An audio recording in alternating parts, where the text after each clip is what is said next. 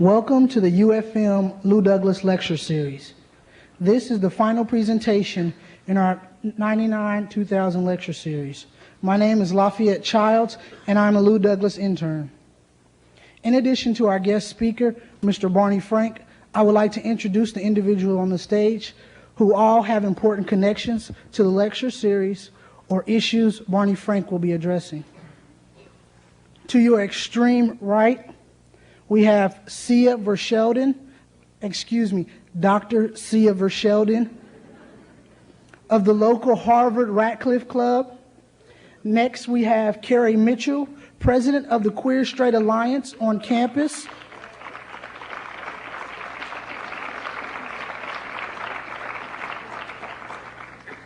And last, we have Phil Anderson of the Lou Douglas Committee, who will now introduce our guest speaker. Thank you.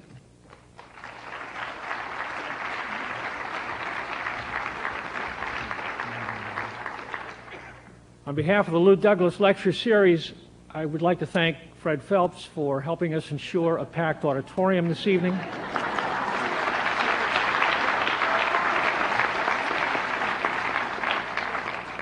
For those of you who entered on the north side, you were treated, I think, to a rather moving scene with the Phelps organization standing in the free speech zone, entirely ringed by about 160 individuals from here and elsewhere in a silent, moving protest.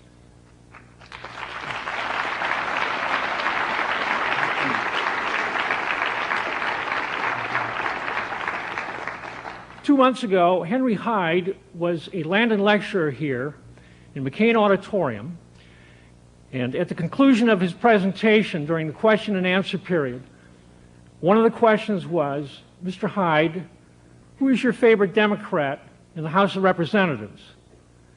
And Henry Hyde said, Barney Frank. And I think that shows the kind of respect on both sides of the aisle that a man like Barney Frank has in the United States Congress. But I want you to know that from my perspective, I think Barney Frank's reputation actually circumvents his entire political career.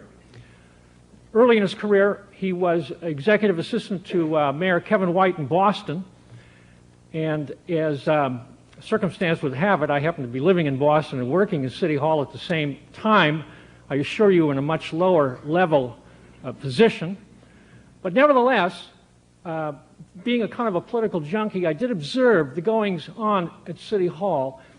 And what was really interesting to me is that all of the department heads periodically, almost daily, if there was a problem, they would invariably say, well, let's ask Barney Frank. Barney Frank will know how to fix that problem. In addition to that, in walking the halls and going up and down the elevator repeatedly, I would hear people coming, citizens of Boston from one of the neighborhoods with a particular concern, talking to somebody about how to resolve a particular problem. And invariably, somebody in the elevator would say, maybe you should try to get a hold of Barney Frank. Maybe Barney Frank can help you solve that problem. And I bring this up to let you know that throughout his career, he has been respected for his intelligence and for his integrity. And I'm very pleased that he is here tonight, and I'm sure that many of you, all of you are as well. In 1973, after serving as executive assistant to Michael Harrington, he decided to run for the state legislature of Massachusetts, and he won. And he was reelected 2 more times, and in 1980, he decided to run for the House of Representatives, and he won. And he won again in 82, and 84, 86, 88, and 90. Now, for those of us academics, that's a little bit like having to go up for tenure every other year. And so that's a measure of the kind of respect that his constituency has for him. And he won again in 92, 94, 96, 98, and currently he is running unopposed in the 4th District of Massachusetts, not surprisingly. He's a man who has championed unpopular issues such as medical use of marijuana, gay rights. He articulately defended the presidency in the impeachment hearings last year. and he is a renowned authority on foreign policy. On behalf of the Lou Douglas Lecture Series, please join me in welcoming Barney Frank to Kansas State University Forum Hall.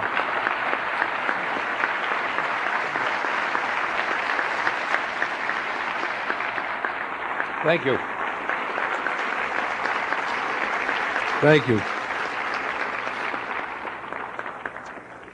I appreciate Phil's kind words, and I'm grateful to the people who carry on the memory and intellectual tradition of Lou Douglas for honoring me by inviting me to participate. And I just wanted to join in expressing my appreciation to the predominantly young people who were outside. I did get a chance to go outside and thank them personally.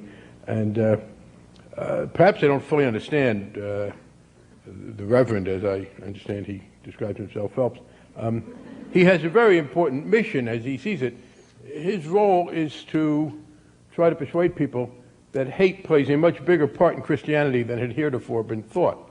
It's a hard sell, but he is hard at it. I mention that because I think one of the most important things to do in the contemporary political debate, especially in America, is not to let the nuts pervert Christianity and distort it from its real meaning. And I'll tell you just one little story about that. In my first year in Congress in 1981, was given a 0 by an organization called the Christian Voice, which was, I think, the forerunner of the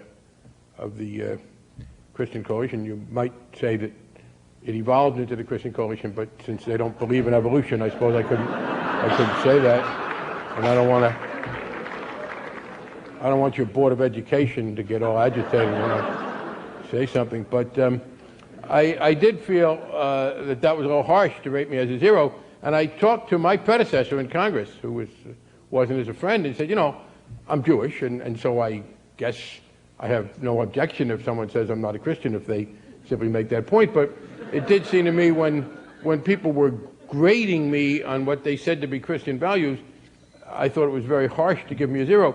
And he said to me, well, I understand your concern, but to be honest, that same group used to give me a 0 all the time, and I think I have even more right to be indignant than you. And I said, well, you know, Father Drinan, I think that's correct, because my predecessor is a Jesuit priest, Father Robert Drinan, who had many years as a Jesuit before going to Congress and many years after, and by any test of Christianity, intellectual, theological, moral, he beats all that bunch of wackos by a very significant percentage. So it is important that we not let them engage in that form of moral piracy. What I want to talk about is the international economic situation. It's an issue that many of us were talking about for some time. The frustration I and others feel with the media is probably best exemplified by the fact that the serious intellectual themes we were trying to get across for years with regard to international economics never really broke into the media until people threw some rocks in Seattle. No, they shouldn't have thrown those rocks, and I regret very much that some people misbehaved as they did. And I also want to make clear that we have a set of very profound issues that predated Seattle and post-date Seattle, and that we continue to debate. And the issue essentially is this. We are now increasingly in a global economy. That is, it is more and more the case today that what happens in one part of the world economically affects another. Today's Wall Street Journal has a major story about how the ability of Vodafone of Great Britain to buy Mannesmann of Germany over the objections of the German company show that what had previously been seen to be a kind of an American approach is now becoming global. There aren't, in fact, interesting, there's an interesting terminological point. We used to talk about the American automobile companies and the foreign automobile companies. As recently as a year ago, people would, when they broke down the statistics on the sale of cars, talk about the big three, Ford, GM, and Chrysler, and then they talk about the foreign companies. And now I saw a very interesting sort of circumlocution in the papers last week, because they still list the big three, but the big three are no longer American. Yes, Ford is, and yes, GM is, but Chrysler is now Daimler Chrysler. And so it's not American anymore, and it's increasingly being run out of Germany. But so there was I forget exactly the form of words, but they talked about, the cars that are more American than others. I mean, it was, and we ran into this a few years ago. Some people wanted to ban people who had been high-level executive branch appointees in America from going to work for foreigners as lobbyists. And it was easy to say, as I thought appropriate, that if you work for the American government, you shouldn't quit and within a few years go to work for a foreign government on precisely the issues where you would work for the American government. We don't want you to take the expertise you had gotten in the American government service and then go put it at the service of others. But some people wanted to extend that to foreign companies. And we didn't do it for a number of reasons. Some people had some ideological objections, but there was one overriding reason. It is impossible today to define a foreign company with any operational relevance. What's a foreign company? Is it where the headquarters is? If you wanted to do a foreign company, probably what you would have to say is that every week you'd check the addresses of the stockholders. And if a majority of them lived anywhere, that would be that kind of company. What if the majority of them don't live in any one particular place? You would have pluralities. There is increasingly now a situation in the world where you can make almost anything, almost anywhere, and sell it almost anywhere else. It's been brought about by technology, and one of the things that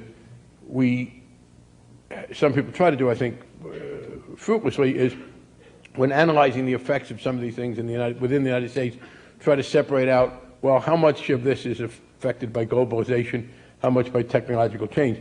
They are such an interconnected phenomenon, with one advancing the other, that you really have to take them together. So we have increasingly a world economy. The question is, what should the public policy be that governs that world economy? And there are two models. There are two models from American history. One is the New Deal model, Franklin Roosevelt.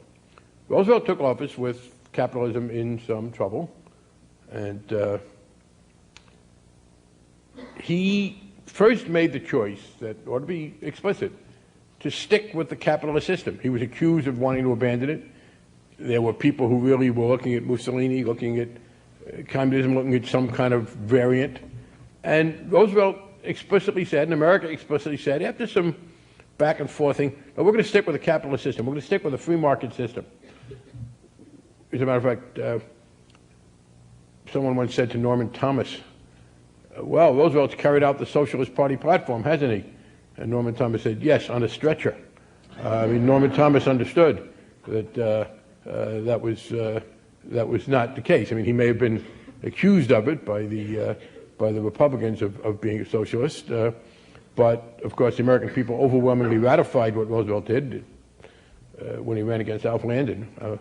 My only interesting Alf Landon story is I read this in a book by Robert Bendiner, who claims that in 1936, to balance off Landon, who was, as many of you know, considered to be pretty progressive by Republican standards then as a kind of a Midwestern populist, they were going to have a more regular conservative Northeasterner, as the party was then constituted. And the leading candidate was Senator Stiles Bridges of New Hampshire, and he was rejected largely because people said they didn't want the Democrats singing Landon Bridges Falling Down. I don't know, I do not know if that is true, but it is wholly plausible and worth passing along.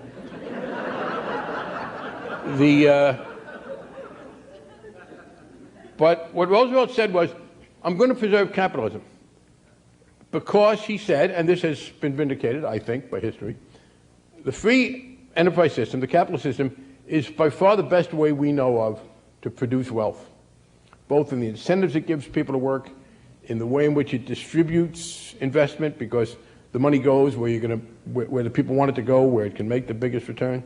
But Roosevelt said capitalism alone isn't enough. And in fact, what he recognized then is that capitalism has two effects.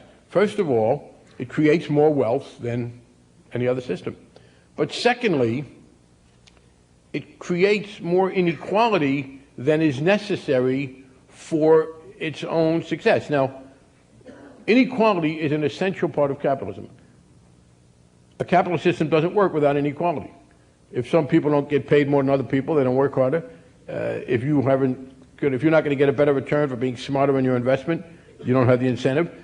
Clearly, the engine of the capitalist system is some degree of inequality. But there is a very strong tendency for there to be more inequality than is necessary.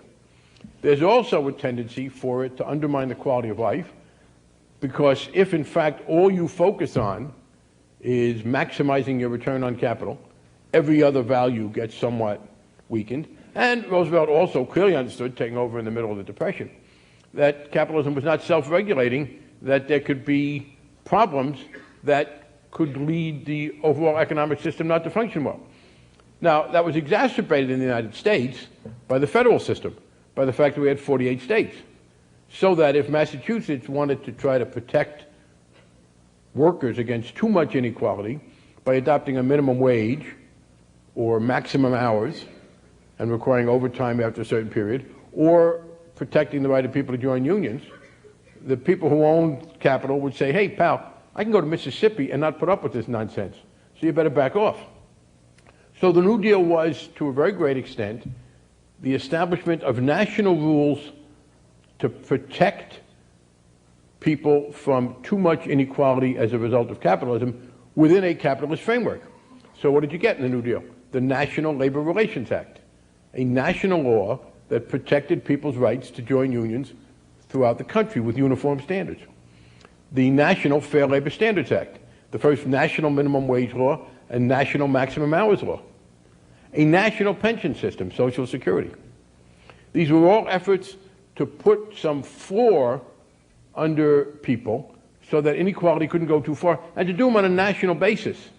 Because if you did these on a state-by-state basis, the states that didn't want to do them would have an advantage over the states that did want to do them, and you would get what we now call the race to the bottom. And people objected very strenuously to that the Supreme Court among others, but Roosevelt won, and the country said that's what we want. So in America, we evolved a system, essentially, of capitalism plus. And it wasn't just inequality that Roosevelt sought to deal with. Roosevelt also understood that the quality of life could be eroded if you listened only to the demands of capital. We don't think about it in these terms, but think about the Rural Electrification Administration created then. That recognized that if you left it to the free market, there would be parts of the country that wouldn't have electricity because the people were too sparsely settled and too poor to be worth it. You weren't going to make a profit giving them electricity. So you created electricity through the federal government in a non-market way.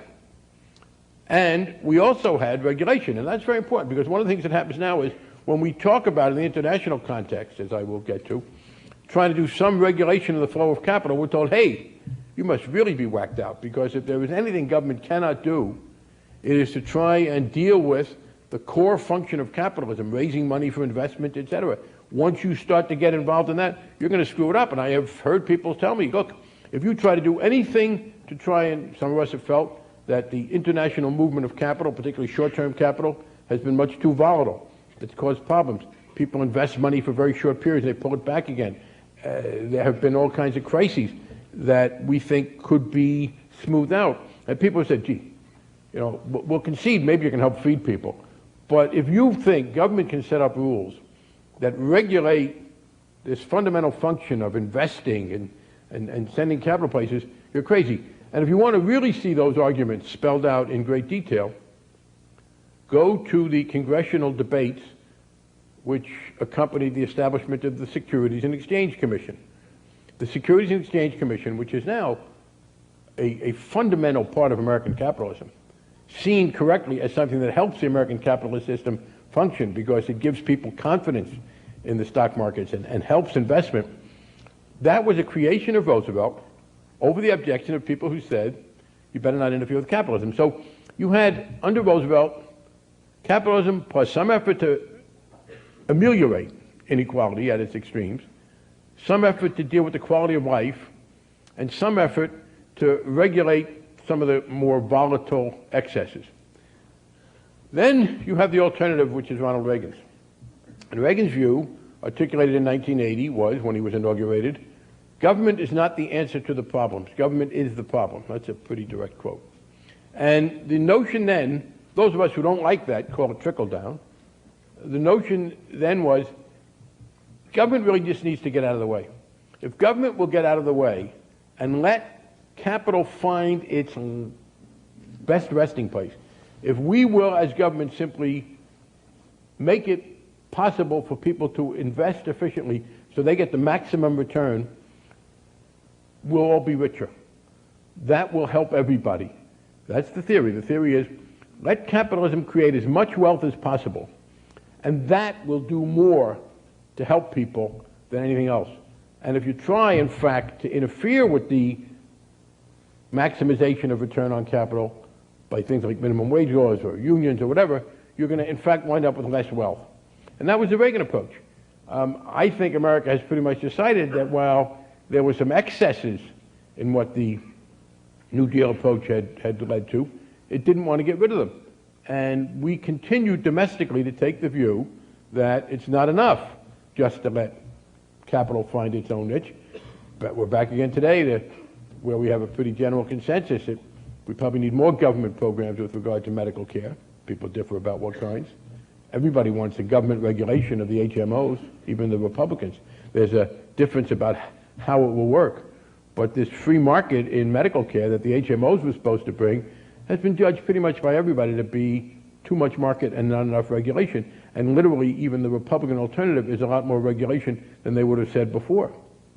So that's where we are. The problem is, internationally, we have, until fairly recently, had a kind of consensus to do trickle-down.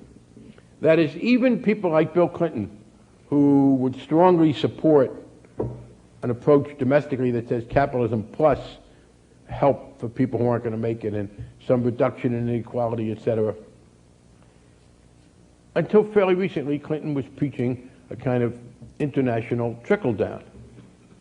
And one of the things that hadn't really been noted beforehand, and it came as kind of a shock in Seattle, people said, my God, Bill Clinton says he wants to deal with worker rights and environmental standards in international economics. Well, they should have been paying attention, for instance, to the State of the Union address in 1999, although I will admit that it does take unusual powers of concentration to pay full attention to the State of the Union address.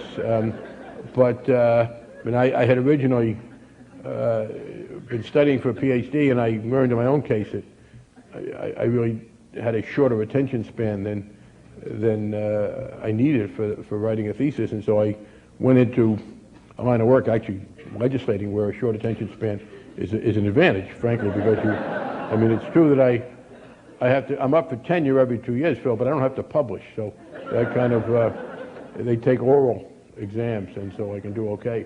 But Clinton had, in the 1999 State of the Union, said, we've got to put a human face on the global economy. Now, as I said, we have this dichotomy.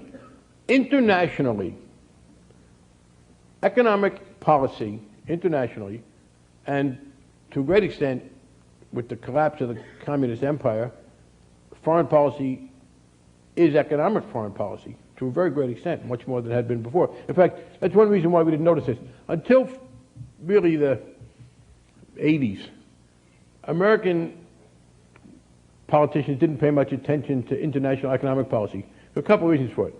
First of all, America after World War II was so dominant internationally that you didn't really have to worry about foreign countries.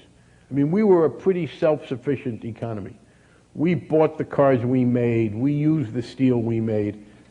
And secondly, the number one concern for Americans when it came to international aspects was not the economy, but survival, the communist threat.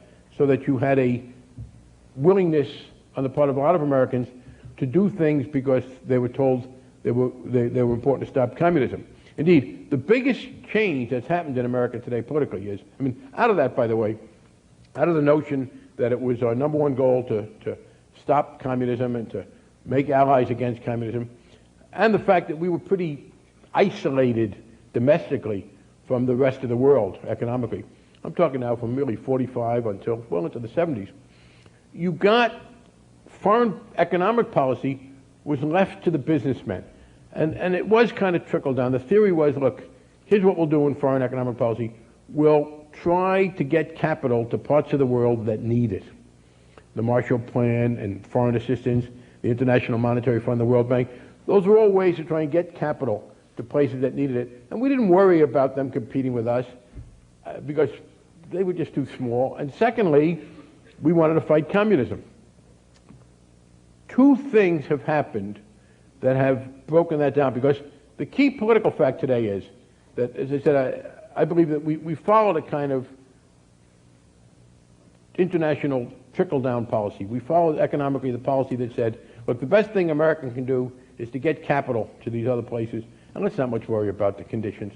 We didn't worry about whether they had unions or whether they had good environmental policies or other things. Let's just get them the money.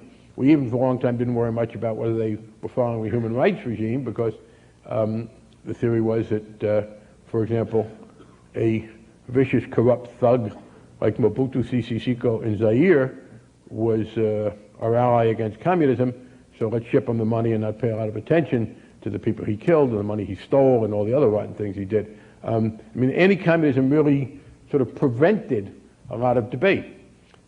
And there was a kind of a center-right coalition that ran American international economic policy. Democratic presidents would get elected who would be liberals domestically, John Kennedy, Lyndon Johnson, etc. But internationally, they still tended to follow the kind of trickle-down policy. People didn't really see this as impinging on domestic situations. Then two things have changed, because the central fact now, what Seattle demonstrated in a very graphic way, but votes in Congress had demonstrated it before it, is this: there is no longer a center-right coalition that's able to sustain a kind of trickle-down international economic policy. It's broken down. We have had very hard times. Bill Clinton got NAFTA through, and he got fast-track authority renewed in 1993. But since 1993, Bill Clinton has not been able to get a trade bill through.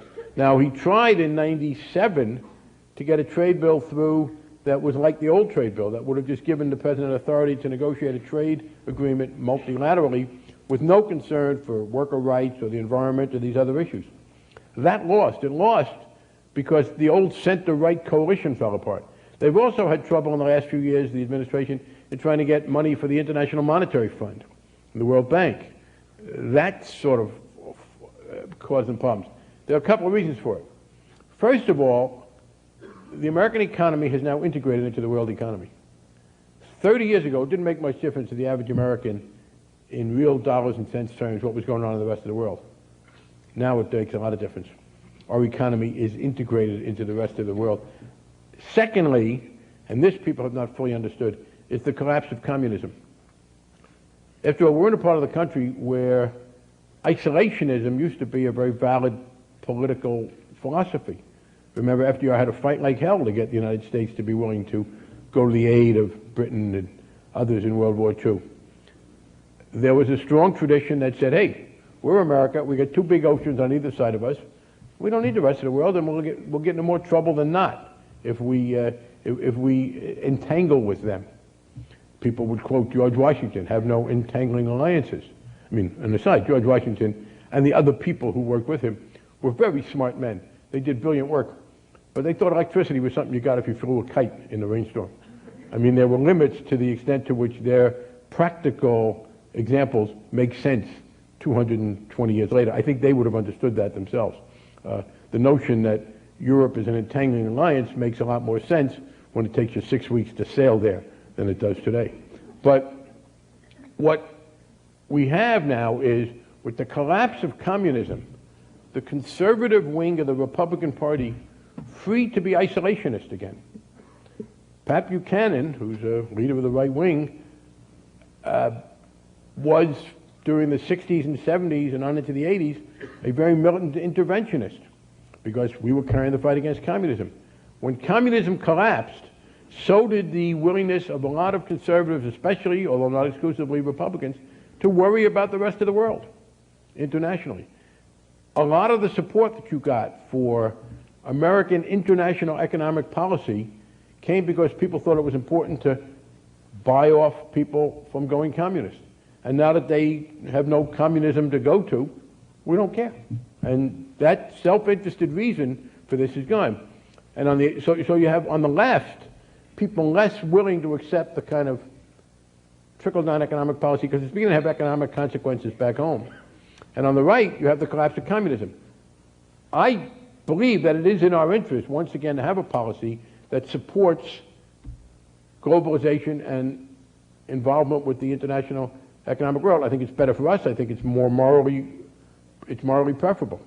But I believe it's not going to happen unless you reconstitute it. And I think what Bill Clinton is now trying to do, and getting unfairly criticized for, is to create a center-left coalition that will give us a kind of New Deal approach to international capitalism to replace the old center-right approach and trickle-down. And that's what he's begun doing. By the way, to revert to my earlier point about the role of Christianity, the most insistent articulator of the view that the free market is important but not enough, that it's a necessary but not a sufficient condition for a decent world, is Pope John Paul II. John Paul II, people who are interested in this ought to go back and look at his speeches when he came to the Western Hemisphere in 1998. And he talked all the time about this. This is a man who, when he became Pope, first moved against the Marxist wing in the church, the liberationist theology. He cracked down on the left in the church. But what he's now saying is, wait a minute, I didn't want Marxism, but I didn't want John D. Rockefeller Sr. either. I didn't break down liberationist theology to bring the robber barons back. And the capitalist system is not enough, and you cannot tell people they solely rely on the market. You cannot tell people, if you can't make it an unregulated free market system, then we don't care about you. And what Clinton, I believe, is now trying to do, belatedly, but he's there, is to do that. And here's where we are. We have an analogy. There's both a domestic and an international aspect. Let me start with the domestic part. Domestically, we have this problem that the way the combined forces of globalization and technology work, it's shifting economic power away from a lot of Americans who used to have it, particularly people without a lot of education, but a willingness to work. From the end of World War II on, up again until the late 70s, early 80s, if you were an American, particularly if you were an American not subject to some form of discrimination, so it wasn't necessarily true of African Americans, it was not true of women, certainly not at the start, still not so much at the end. But if you were a white man, and most of the workers were white men, certainly women weren't then in the workforce, but if you were a white man in particular, you didn't have to have a lot of education or a lot of sophisticated technical skills to make a decent living. You could get out of high school and go to work in an auto plant, a steel mill, a glass factory, a rubber factory, the building trades. You could drive a truck. There were a lot of things you could do. Now, you had to work hard. This was not for lazy people. And the jobs weren't necessarily fun and challenging, but they were jobs that paid a decent wage. You worked a 40-hour week. You got some overtime if you wanted it. You could put your kids through college. You could buy a home. You could provide for your retirement. You had a decent life. And that was what a lot of people could look forward to with just a high school education. What happened in the period beginning in the 80s, and obviously much more now, is that's diminishing. The kind of job you used to be able to get with just a high school diploma and a willingness to work isn't here anymore. Interestingly, by the way, the conservatives, I think the frustration that those jobs were disappearing helped the conservatives take power first under Reagan, but then even more under Newt Gingrich. And I think one of the things is that's gone away. What happened was, particularly Gingrich, who had a great talent for sensing people's unhappiness and finding sort of ideological targets on which to blame it, he persuaded people that there were a lot of reasons why white working class guys weren't doing well. One, for example, was affirmative action. A lot of people told these white guys that their problem was that all the good jobs were going to blacks and women. Now, when being asked about that, because I support affirmative action in the race context and in the context of gender, I said to people in my district, okay, well, let's have an experiment. I mean, we are talking about the loss of jobs in auto plants. We don't have as many machinists. We don't have as many steel workers, rubber workers. If it's affirmative action, that's the problem. There must be auto plants hidden somewhere in America where a lot of blacks and women are making cars. Let's go find them. I mean, the fact is that the jobs, the good jobs that white males lost in this society didn't go to blacks and women and Hispanics. They went overseas. They went elsewhere. The terms of trade changed. We simply make many fewer things in America. There has been a diminution in manufacturing. Now, that would be predicted by international economics. In and of itself, that's not a bad thing. We've made it a bad thing, I think, by the way in which we've dealt with it. The other arguments was, one was, the white working class guys weren't doing well because, and here white working class women were included, because we were giving too much money to welfare recipients. And we were draining so much money from the productive economy to give to welfare recipients that we were hurting. That also was, of course, totally untrue. And the great boom we are in now predated welfare reform. Welfare reform didn't take effect until 1998. The boom had been well along. In fact, I mean, the notion, and the argument really was that America wasn't doing well because we were giving too much money to poor people. That had a very fundamental flaw. It's self-refuting to argue that we were giving too much money to poor people. In fact, the way you get to be a poor person is not to have any money. And if we had in fact been giving too much money to poor people, they wouldn't have been poor people. We weren't giving them very much money. AFDC was in fact a very stingy kind of program. And when we changed it, by the way, we didn't save any money. If you look at the Congressional Budget Office, the money that was saved by the Welfare Reform Act of 1996 came not from cutting back welfare, because the only way you could really have saved a lot of money on welfare was to have starved 3-year-olds because they had promiscuous parents. What we did was we cut legal recipients, legal residents who weren't citizens off any form of public assistance, that is 73-year-old immigrants. And the notion that the economy was being destroyed by, aged Hungarians and greedy Filipinos who were 72 years old was not really plausible. And we, in fact, restored that. And so the welfare bill turns out now not to have saved much money. The other one, by the way, was immigration. There was an argument that we were losing our jobs to immigration. One aside, not directly relevant to what I'm saying here, but according to Alan Greenspan, the only thing that will sustain America's growth over the next 20 years is immigration. Greenspan's major concern is that we are running out of people to work. Now, I think he overdoes that, and I have some differences with him, but he's got a fundamentally accurate point, and it's very clear. Immigrants are a very good thing for the American economy, especially when you realize when you are receiving immigrants, by the way, you are cherry-picking the world. Immigrants are not randomly selected. Immigrants are self-selected. They are the most entrepreneurial, energetic people in any given society. Who the hell picks up and goes thousands of miles away to a place where you don't speak the language because you want to better yourself? Lazy people, on the whole, don't do that. If anything, if we should be worrying about immigration, we should be worrying that we may be, as the richest society in the world already, taking too many of the energetic people from other societies and drawing too much of that talent. But as far as our own self-interest is concerned, immigration is an overwhelming plus. But we did have this problem, that you had this shift in the American economy. Now, there were some other shifts that were going on in the 70s and 80s. We deregulated. Trucking, airlines, a whole lot of industries used to be somewhat protected against competition. Now, when you protect an industry like that, you don't just protect the trucking companies, you protect the truck drivers. When you regulate the airlines, you protect the people in the airline industry. Deregulation subjects the individuals. Well, people talk about the good old days of Jimmy Hoffa, and Jimmy Hoffa's son, who's now the president of the Teamsters, says he's going to restore the good old days of the Teamsters. He can't do that, because what they had was a set of federal regulations restricting entry and governing the trucking industry that provided extra income for everybody in the trucking industry, including the workers. And as we have deregulated in America, and we've done it substantially, we've opened up our economy. Now, both international trade and domestic deregulation have, in fact, added to the efficiency of this economy and increased our overall wealth.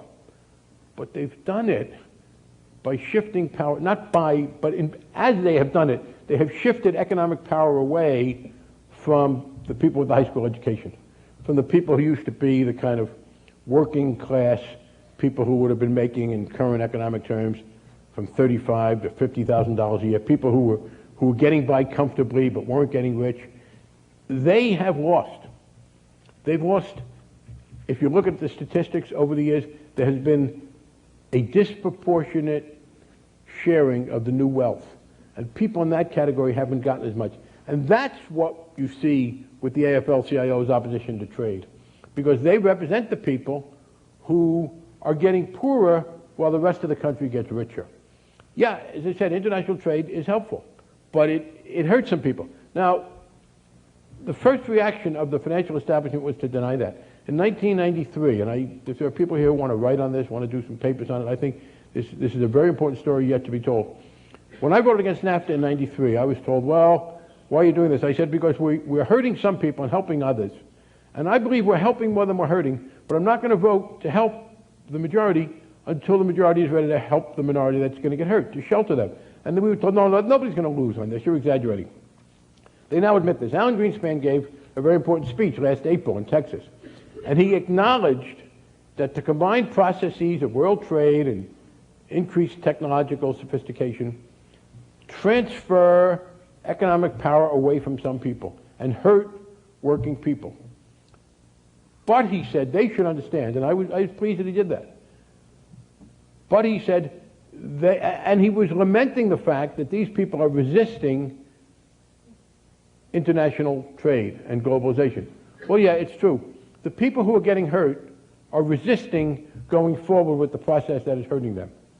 People to whom that is surprising probably are not your best political advisors. And Greenspan's approach was, and he's a better economist than politician, said, well, they should understand that this is part of the process that Joseph Schumpeter described as creative destruction. Joseph Schumpeter, the great economist who was at Harvard and wrote Capitalism, Socialism, and Democracy, yes, he wrote that as an economy progresses, older economic forms are destroyed, and out of that destruction comes the freeing up of capital and resources to go on to newer, more sophisticated means. Well, yes, I understand that, and I think that's right. But the notion that telling the people whose jobs are being destroyed that they shouldn't be upset because they are simply part of the Schumpeterian process of creative destruction doesn't make a lot of sense. Actually, their response is kind of implicitly they understand what another economist had said, John Maynard Keynes, who really, in addition to being a good economist, was apparently a very good politician.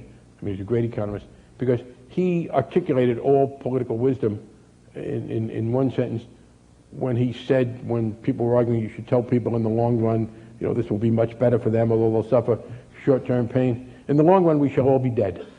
And most people understand that. Don't long run them when they're losing their jobs. Indeed, on normal way, certainly in the Northeast, I suppose it's spread to Kansas, a lot of things have, of denigrating something, it's to borrow from Yiddish and to put an SHM in front of it. You know, windy schmindy, if people are worrying about the weather. You know, you talk about Keynes and people, oh, Keynes, Schmaines. It doesn't work with Schumpeter, try it. I mean, he's already got too many SCHMPs in there. But that's their reaction. And what Greenspan then goes on to say in this speech is, we must not allow our inability to help the victims of globalization take us away from free trade. Now, here's my difference with him. I don't think it's an inability. I think it's an unwillingness. We are a rich enough society to help the people. But that's what this is about, domestically. Internationally, there's another aspect to it. And it goes back to what I said about Roosevelt. It is not simply that within the United States, working people without a lot of skills are losing out. And by the way, other people are gaining. I mean, I have a very interesting district. My congressional district was, it's very oddly shaped. It was drawn in 1992.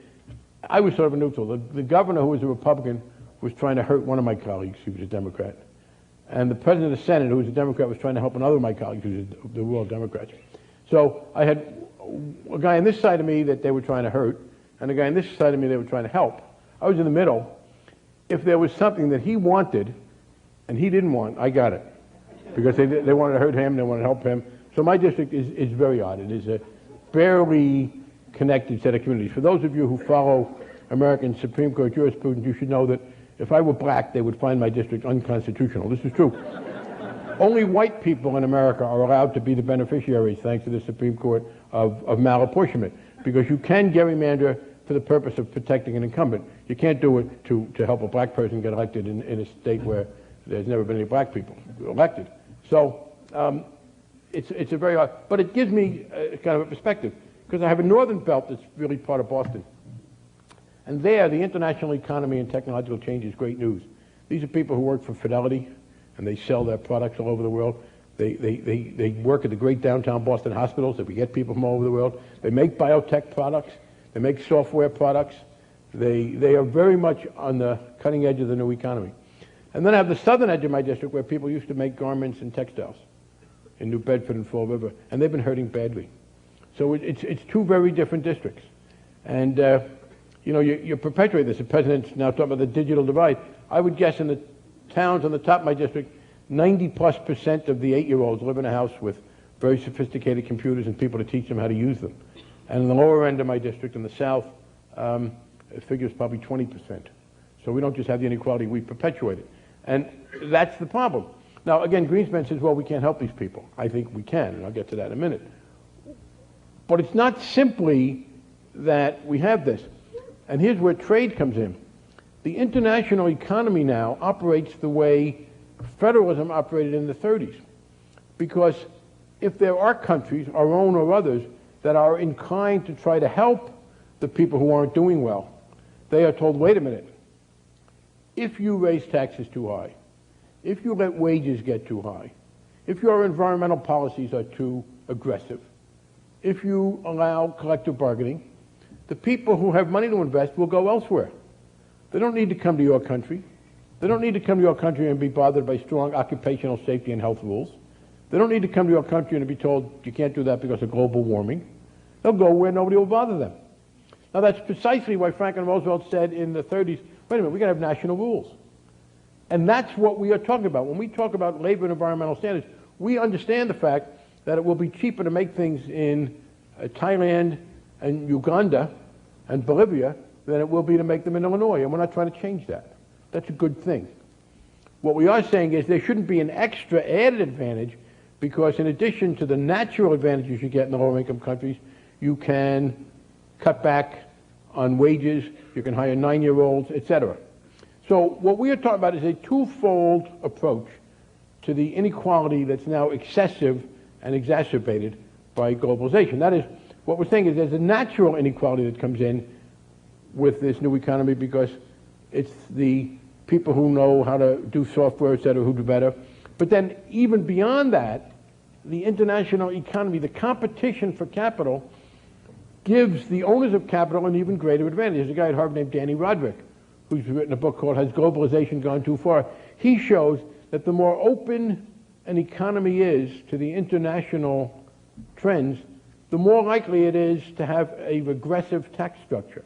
That is, the more likely it is to tax working people's incomes than the income of capital. Because if you're trying to attract capital, you don't tax it. So what Bill Clinton is saying, what the Pope is saying, what the AFL-CIO is saying is, look, we're going to have trade, we want that. And don't mistake John Sweeney as an isolationist. He's not Ralph Nader or Pat Buchanan, who do take a more isolationist view. What he's saying is, yeah, we accept the fact that there'll be international cooperation, but we want there to be some minimums. We're willing to compete, but we don't want people to lose their job because they're losing their job to a 9-year-old. Let me give you one very concrete example, global warming. The people who say they don't want us to take environmental standards into account with the World Trade Organization, I think in many cases are being very clever and hypocritical, because what they're really saying is, let's not do anything about global warming at all. Within the United States, we can't get a global warming treaty ratified. We signed into the Kyoto Protocol about global warming, but you can't get that anywhere in the United States because people say, wait a minute, are you crazy? If the United States unilaterally does these things, we'll lose out competitively to people who don't care about global warming. So the argument has been, you know, Lenin did write a book called Socialism in One Country to show that the Russians could make it on their own, but people have basically said, hey, you can't have environmentalism in one country. You can't have American policies that try to diminish global warming unless you have those on a worldwide basis, unless people have said China and India come in. So some of us said, you know, you got a point there.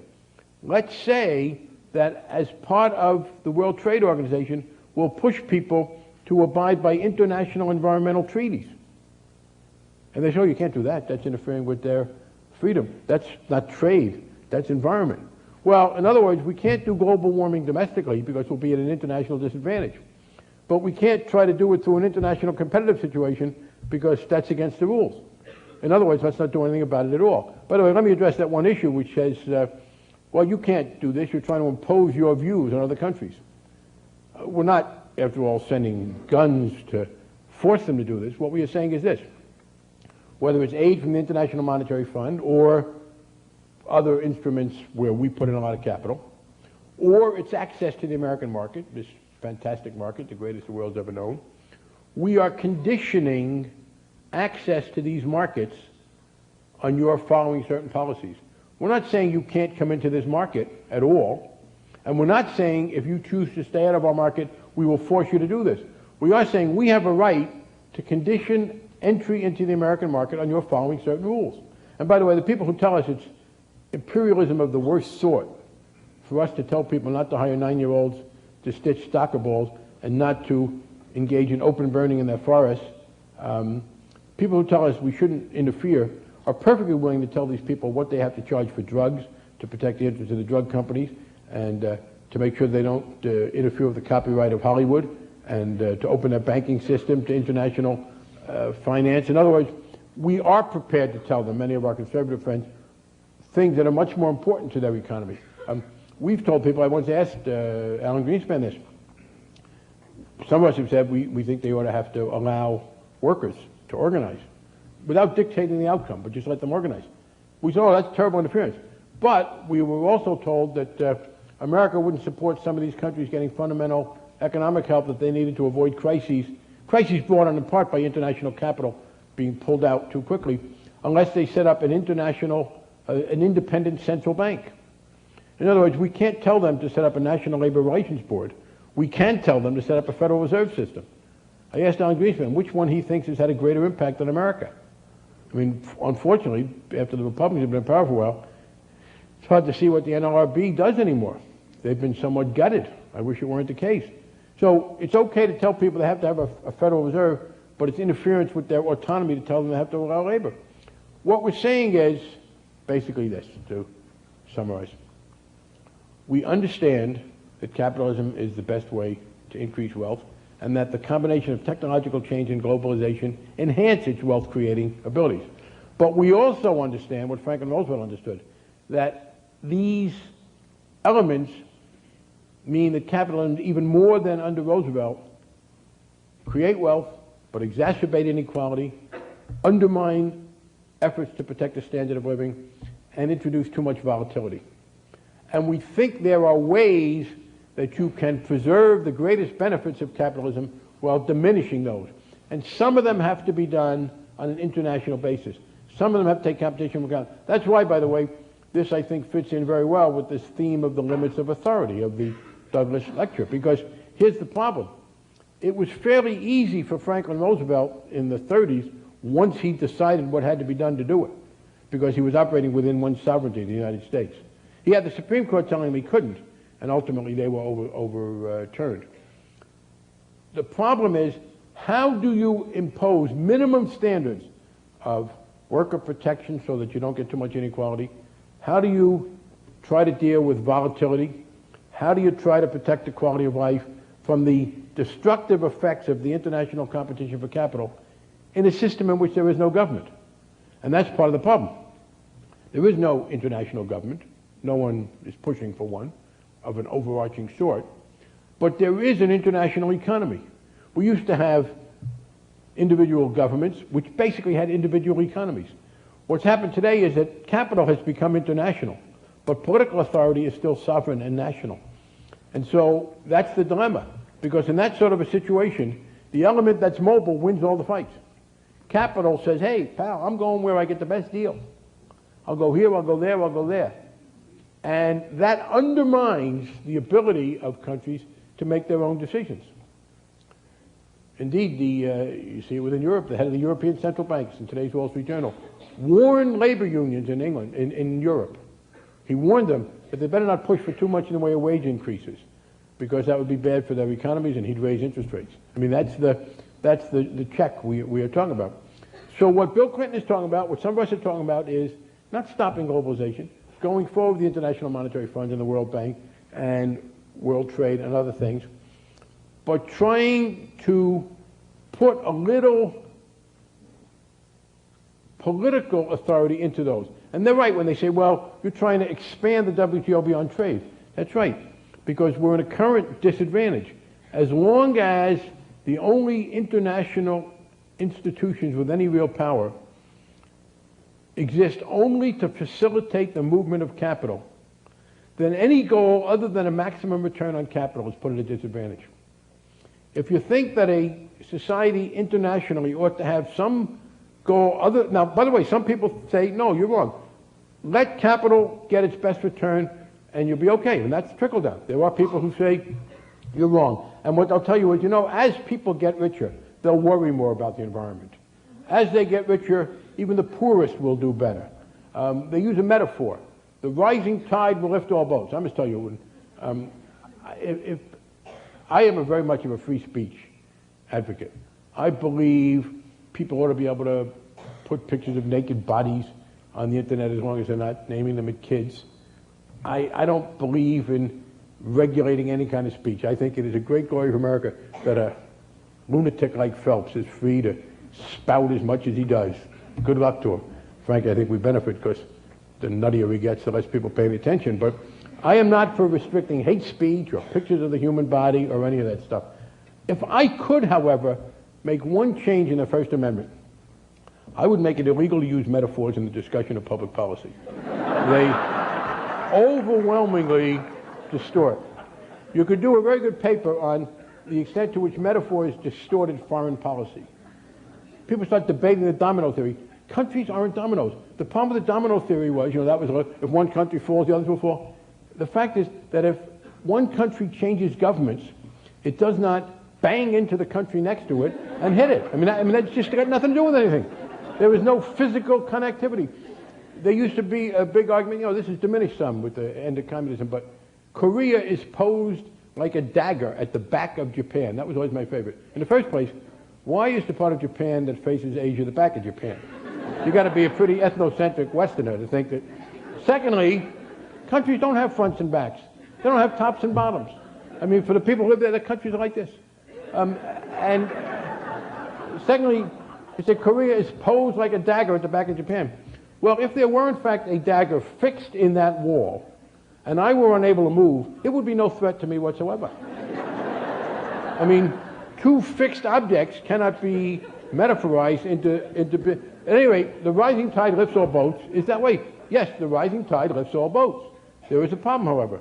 The economy is not a tide and people are not boats. And in fact, if you are poor in an economy that is getting richer, you not only may not be helped, you may be worse off.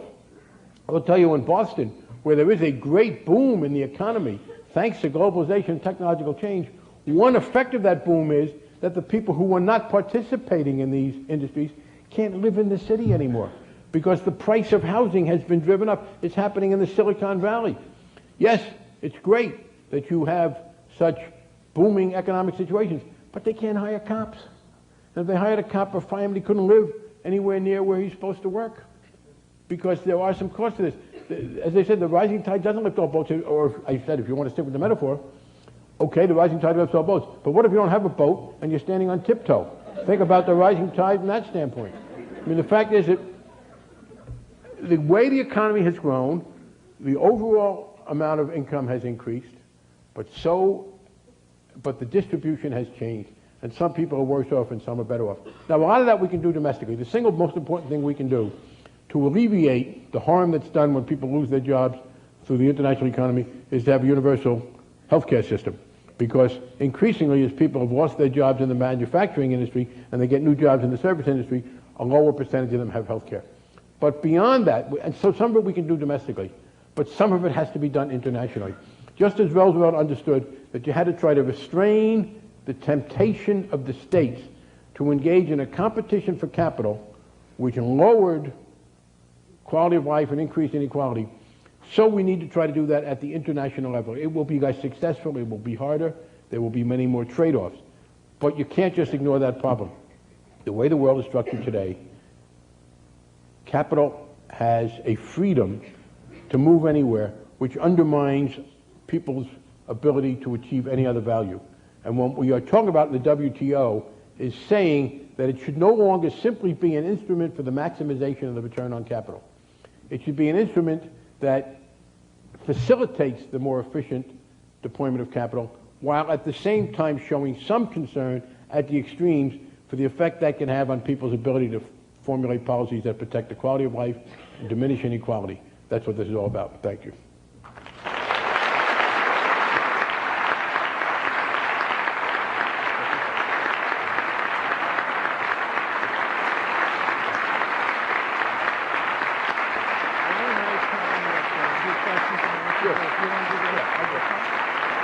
Thank you.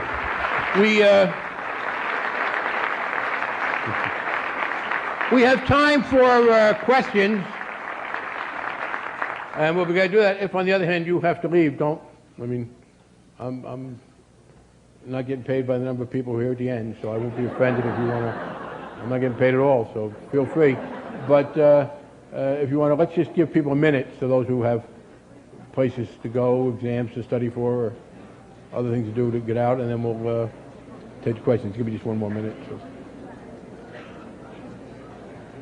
And don't feel compelled to restrict the question or comment you want to make to what I talked about. If you have some other issue, I will do that. Sir? Yeah, I'm going to wait, give people a little chance to get up from their chairs. Okay, why don't we start here and then I'll go there. Yeah. Yeah, my question is, when you start getting globalization, which is going to happen one way or another, you have to start dealing with foreigners. When you start dealing with foreigners, well, not only they're stealing our jobs, like how you talked about, but also like their culture influences is degrading our culture. And then you start getting people that are xenophobic. And then once you're xenophobic, then nationalism starts to take over. And we saw what happened in Austria just recently, but also part of the reason why the Freedom Party took over in Austria is because the guy was talking about he didn't want to be part of the EU. I mean, the same thing happened in Switzerland just recently. And once you start getting nationalism, then people start killing each other. Do you see a way where you can get globalization? Well, let me say two things. First of all, obviously those things have been around. But you're right. I mean, one of the things that the foreign policy establishment has to understand is there is increasing resistance, not just in the United States and in the AFL-CIO and in Congress, but elsewhere. Tony Blair wants to take England into the euro, but he hasn't got the votes to do that within the country. And there is increasing resistance to this. And the reason is, some of it's unattractive, some of it is xenophobia. Some of it, however, is motivated by the fact that the proceeds of this new wealth are being so unequally shared. There's a new concern for democracy in Latin America.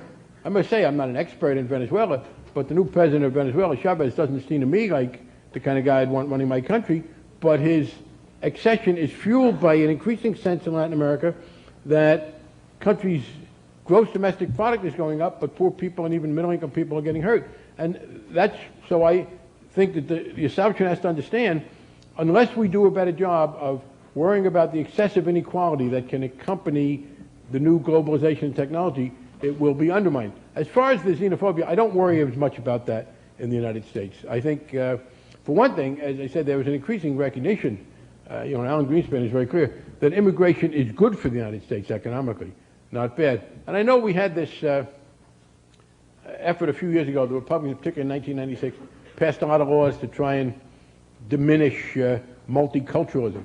And I said at the time, I've said before, I think we do have a language problem in America. We have a very serious language problem. We're the only country in the world where the average highly educated person is monolingual. And we suffer from extreme monolingualism. And we would be better off if more people did speak a second language. But what happened was, in 1996, the Republicans tried a little foreign bashing with immigration laws and other things. And the result was Bill Clinton became the first Democrat to carry Arizona in a very long time because of Mexican Americans. He carried Florida the first time since 1976 for Democrat because of the Cubans. The Republican Party in California went into a state of collapse because Hispanics and others got so angry. Bill Clinton said the other day that by their attacks, and this was before the Wen-Ho Lee situation, but by the Republicans' attacks, they made him the first Democratic president to carry Asian Americans in anybody's history, because they tend to be more Republican for a variety of reasons. So I think what's happened is people have learned in America that attacking immigrants is a weak thing. And so I don't think you have to worry too much about that. But I'm not too much worried about in the United States, but like in Turkey, where when the last time they had their elections in April, I mean, the Nationalist Party took second. Right. Well, that's why the one thing you can do about that, I believe, is to insist, as I am doing, that you pay attention to these effects. I think that's precisely what I have in mind. If, in fact, you tell people that the country's going to get richer, but they're going to get poorer, you're going to get that kind of reaction. And I don't think that's economically necessary, and that's precisely the reason for changing that. I have to go on to the next question. Yeah. Yes, I didn't realize how much the government had done for me till your speech.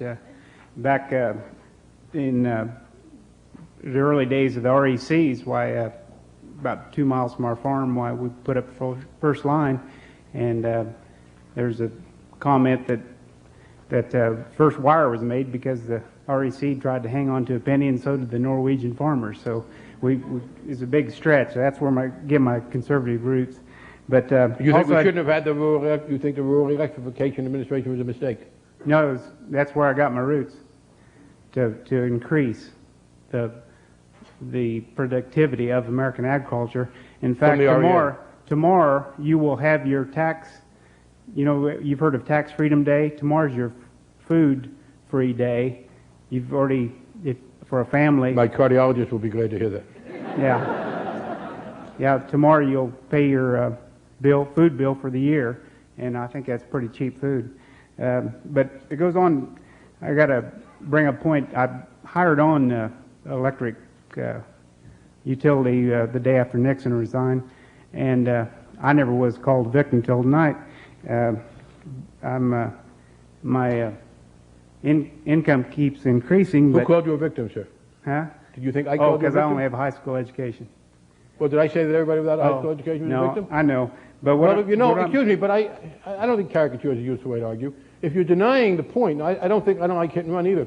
The fact is that people with a high school education who graduated over the last 10 years, on the whole, are doing less well than they did in the 50s and 60s because of the diminution of jobs. That does not mean, if this confuses you, that every single individual is covered that way when you're talking about statistics. Well, I'm making good money, but to my question, I see you bailing out the big three by reducing this health care age down to 58. That was a thing they bargained for back in the 70s when they were doing good, and they promised all their workers health care through retirement, and it's letting them off the hook. And then Greenspan, I don't look to Greenspan for advice. I want to know what Silicon Valley's doing, because they're raising more capital than the bank is. Do you think, as far as capital flow, we could forget what Greenspan's doing, because he's raised interest rates 3 times, hadn't brought down the economy, and see the capital is going to another direction? Well, let me answer a couple of questions. First of all, I disagree very strongly with several things you said. I want to go back again. I wasn't quite sure what you said about rural electrification, but rural electrification is a prime example of the government stepping in to give an important quality of life service to people who weren't going to get it from the market. And I don't know many people who lived in those areas who thought it was a mistake and wanted it to be taken away. That is an example of the government and what the government did for people. And if this is the first time you found out that the Rural Electrification Administration was a federal government project, No, I'm glad. Well, I thought you said you hadn't realized before. I'm saying how much you give me, though. I mean, in the sense that, you know, well, the government, I would never use the phrase that the government gave anything, because I don't regard government as a separate entity. I regard government as a way in which those of us who live in this country through democratic means can do some things for our own interests which are best done together. There are some things in my life that I can best do separately. I can decide about a lot of things, but if I want cleaner air or more efficient transportation or better protection, then I've got to join with my neighbors to get it. So government is an alternative way to do some of these things. Now, as to the health care, I gather you're opposed to the proposal to reduce Medicare actually to 55, not 58, the president is talking about, to allow people to buy in, because the automobile companies bargained for that. Well, frankly, that just baffles me. Are you under the impression that the only people we're concerned about are the people who work for the automobile companies? In the first place, there are many fewer people now working for the automobile companies than before. Because, so, I mean, you really believe that we should not go forward? You may be against extending Medicare down to 55. I'm all for it. I think we have a real problem with people who can't get medical care. But the notion that we shouldn't extend this to everybody in the country because the automobile companies years ago negotiated for their workers is just very strange. Well, you mean because we should never extend any benefit to anybody? Let me explain to you something else. We had a contract come up in July. We got it settled in January. We had four IBW with Cancer Power and Light, and it was all over medical. They wanted to drop it because they were afraid they were going to get sued. But what's that got to do with what the country ought to be doing? No, because you're pushing a patient's bill of rights. And why should a company give you something? Excuse me, sir. I'm sorry, but you're getting to your fifth question. You raised the question about Medicare. I was addressing that one.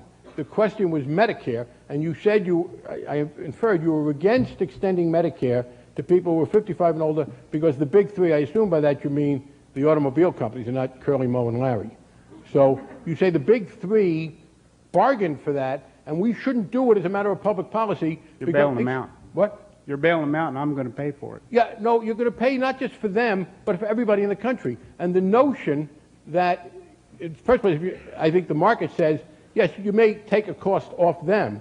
If we take a cost off them, it will probably, given the competitiveness of the auto market, mean lower prices for cars, everything else being equal. But again, the notion that because the strongest workforce in America, the auto workers, were able once to bargain for something, we should therefore never extend that as a matter of public policy to the 95% of American workers who are not auto workers, just as something I radically How long is disagree with. Medicare going to be I'm sorry, that's solvent? enough, sir. It's about 6 questions now. Yeah. You mentioned earlier that as sort of a consequence of this sort of growing and new, to a certain extent, global economy, we are going to have to bring in some regulation to control markets and to control countries, certain companies that have grown sort of beyond their means. No, I didn't say that. Well, in order to keep capitalism as in essence, you have to provide some sort of regulation, as you were saying earlier, so you don't deal with trickle down. On the movement of short-term capital. Right. The regulation I am talking about is to allow countries to do what they did in Chile, which is to put some controls over short-term capital. Some of the people have argued, for instance, they try to amend the International Monetary Fund Charter to say, no, you can't have any controls over capital. Malaysia just did this. Now, I think the Prime Minister of Malaysia is a vicious bigot and an autocrat. But he did seem to be right vis-a-vis some of his critics here that short-term capital controls worked. So I'm not talking about controlling companies so much. I'm not talking about a company-specific approach. I am in favor of short-term capital control. Perhaps control was the wrong word. I guess what I'm getting at is we have benefited, the United States has benefited to a great extent to this trickle-down system that we've had. We control a large percentage of the world's wealth. That's sort of a foregone conclusion. We dominate the aeronautical markets. Why don't you get to the question? The question is, in order to bring about a competitive capitalist system in the global economy, we're going to have to bring down, to a certain extent, the power that we control over the WTO. No, that's just not true at all. So how would you provide a competitive capitalist environment without diminishing the power? We have one. What I am saying is, let me be more explicit. By saying that to get access to the American market, to get lowest possible tariffs, you have to be willing to adopt certain basic rules regarding workers. No child labor, and I don't mean 15-year-olds. I'm talking about 9-year-olds. No prison labor. Allowing people to form unions if they want to and elect their own representatives. Secondly, I think we should require adherence to certain international economic treaties, environmental treaties. That's what I'm talking about. It doesn't require any diminution in American control. Well, of course, I also want to do some things domestically. But internationally, what we're saying is we want to protect countries' rights to set their own environmental policies and labor policies. So I guess I don't understand what your question is. I guess the question is, in, say, India, is there a way for the Indian market to be competitive on a technological basis with the market that we have in the United States? In some areas, yes. In some areas, no. The fact is that what you will get, and it's comparative advantage. They will make some things better than us, and we'll make some things better than them. And that should be allowed. As a matter of fact, India has become competitive with software. There's an awful lot of contracting out of software. And I don't know anybody who's trying to stop that. By the way, and when we talk about, there's not that many 9-year-olds programming in the software industry. That's not what we're talking about. So to the extent that India has, in fact, been very much a participant, they're not an issue. And software also doesn't do a lot about environmental damage. What we're talking about is very specific. I believe it's allowing countries to have short-term capital controls to deal with the volatility of capital coming in and out. Allowing countries, requiring countries, if they want access to our market, to subscribe to basic international environmental treaties, like global warming, and setting some minimum fair treatment with regard to workers. Those are things which, that's the terribly radical agenda that the AFL-CIO is pushing. Yeah. I just want to make a couple comments. First is that the reason that the WTO opposes environmental and labor regulations is because those are democratic institutions, and the WTO is against democracy. If you have people who want to get together, the city of Manhattan, Kansas wants to decide that we don't want some toxic sludge-producing factory, the WTO can overrule it. They don't want people to be able to get together and decide for themselves in their communities what they're going to do. They want capital to control everything. You're wrong on a couple of counts. First of all, there is no such thing as a WTO. It's like government. The WTO is the governments that make up the WTO. And my objection to the WTO's policies is not to some separate entity. It's not the Secretary General, Mr. Moore, of the WTO. It's the governments that are in the WTO that cause the problem. And in fact, when one of the most powerful of those governments, the American government, said, hey, we don't like this anymore, we were able to get a slowdown. Secondly, I think you misstate what the WTO regime does. It does not say that you have to have a factory here. There is nothing in the World Trade Organization that forces you to accept a factory. What it does is this. It says to us that we cannot reject products from other countries on the grounds that they pollute excessively.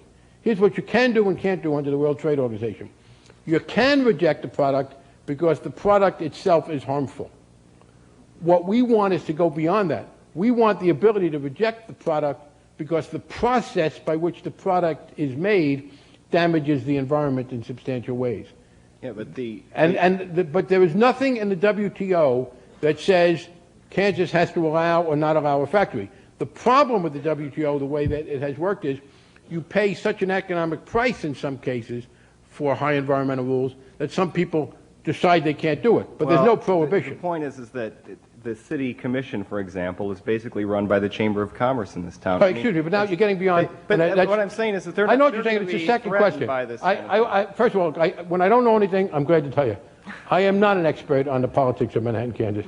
I have no idea who's on the city commission or what they do, and I'm the last person in the world you want to talk about. I don't know anything. So my insight into Kansas politics diminished substantially when people made a terrible mistake and defeated Danny Glickman, who used to sit next to me on the House Judiciary Committee. And I used to hear a lot from Danny, but now I don't know as much anymore. But I will tell you, with regard to the WTO, as I said, they can't tell you not to build a factory. What they can say, and this is very damaging, if we wish to reject products because they were produced in ways that damage the environment, WTO rules may limit our ability to do that or may override them, and that's what I object to. Yeah. Good evening, Mr. Frank. Last January, you and other outspoken liberal Democrats denounced President Clinton when he had proposed an increase in defense spending. What do you say now that just recently President Clinton has proposed a $305.4 billion defense budget, which is $14.4 billion more than last year's proposed budget? That he's wrong and that he is damaging our ability to deal with the very problems I've talked about. Alan Greenspan, who I like to quote in January, made another important speech. He was talking about what were the reasons that we are able now apparently to have more employment with less inflation than he used to think. And I thought he was wrong, and I'm glad he's now saying this, that he believes that we don't have to raise interest rates as high. He's raising them higher than I would like, but not as much as he would have a few years ago. And one of the factors he cited as having brought about lower inflation is that we were able to cut defense spending after the Cold War and put it into more productive uses. Greenspan is very clear that defense spending is unproductive spending. I believe America far overshadows any potential combination of enemies in the world. If we were spending 2/3 as much on defense as we're now spending, we would still dwarf the world. And yes, there are some people out there who, look, in a rational world, Saddam Hussein and Gaddafi and the Iranians and the North Koreans wouldn't even be allowed to drive a car, much less run a country. These are not people I have any confidence in. But they physically don't have the ability to threaten this enormously strong country. And I believe we could do with less. So I think President Clinton is wrong again, and I will spend much of my time this year trying to hold down that defense spending increase he's talking about.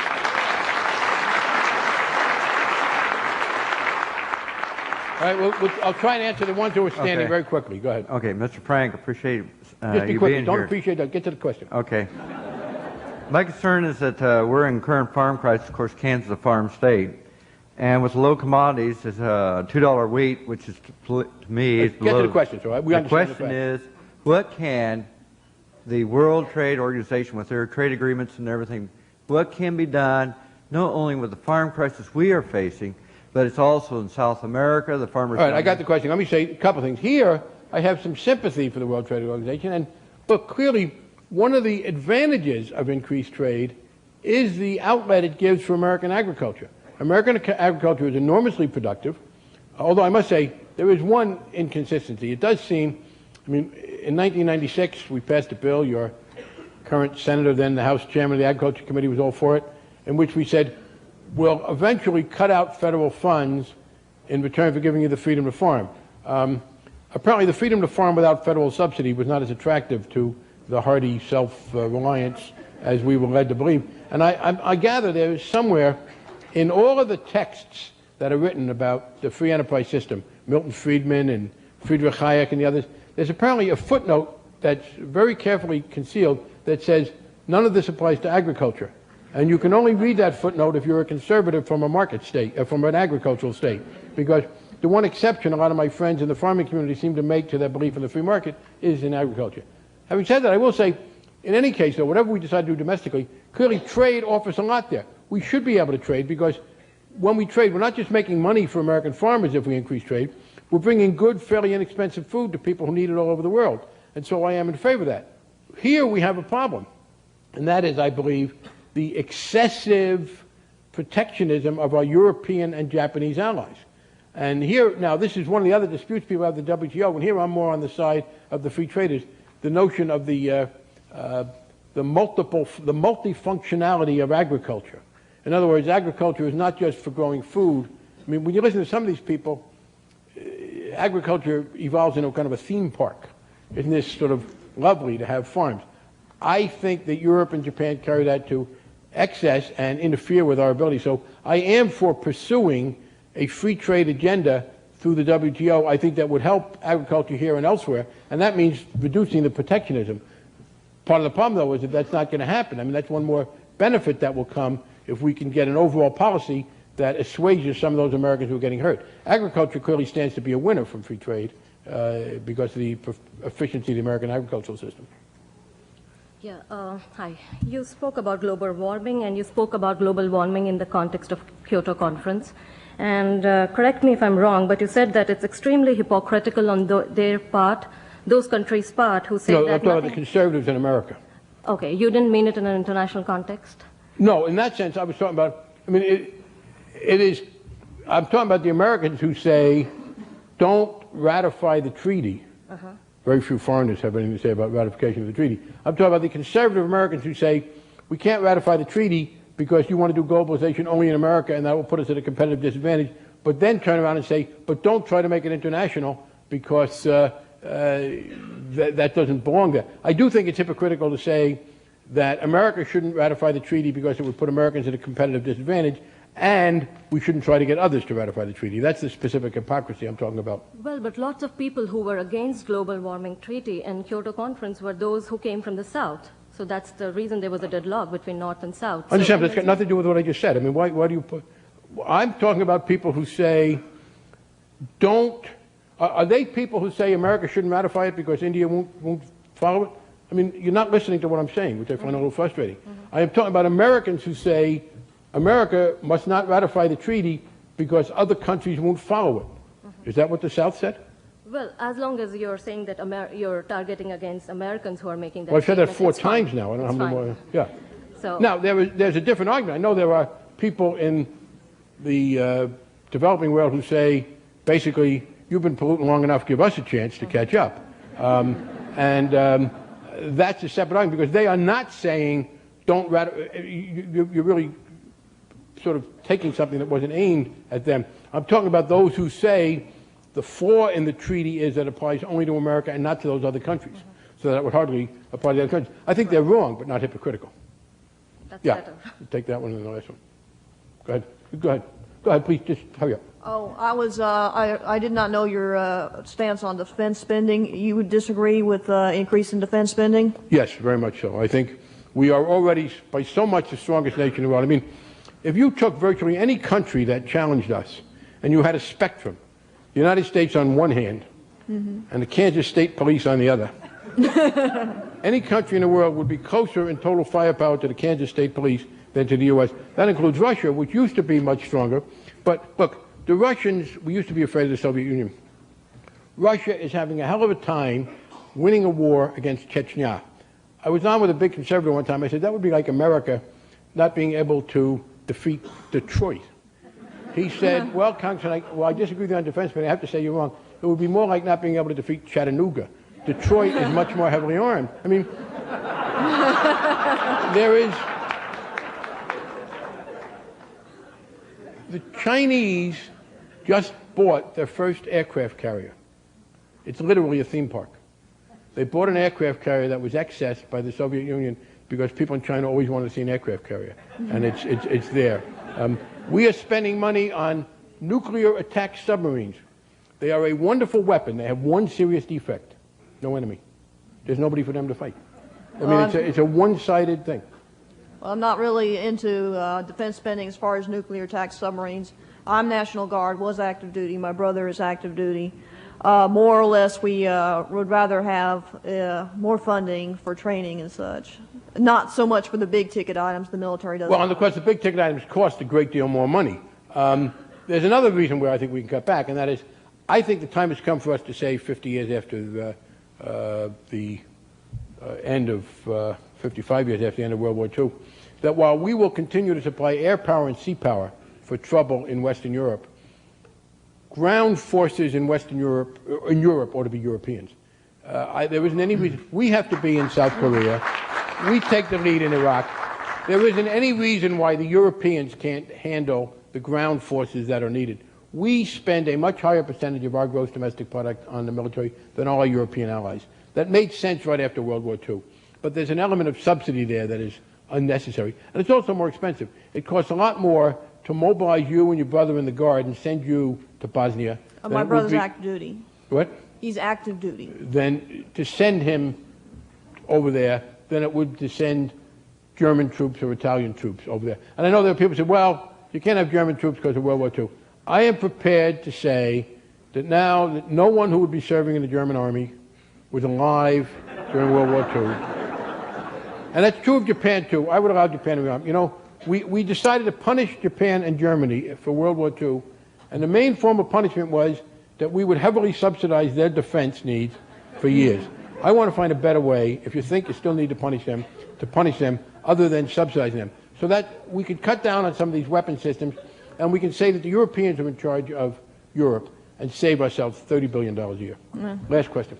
If I might change the subject slightly, I was interested in your views on the prospect of Supreme Court appointments in the next presidency, and I see different scenarios, a Republican, yeah, I'll be glad to. Look, George W. Bush just said that his favorite justice is Antonin Scalia. And people don't understand, one of the biggest differences will come, and by the way, it's not just on the Supreme Court, but it's true in the circuit courts too. Virtually any time there is a controversial decision, you will find that the Democratic appointees and the Republican appointees differ. There are some exceptions. There are two on the liberal bloc now who were appointed by Republicans. Gerald Ford appointed John Paul Stevens. George Bush appointed David Souter. But in fact, that will make an enormous difference. And the court there are now 3 of the 9 justices who want to abolish Roe versus Wade.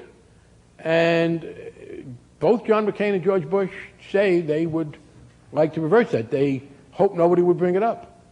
So I think on that question, there's a big difference.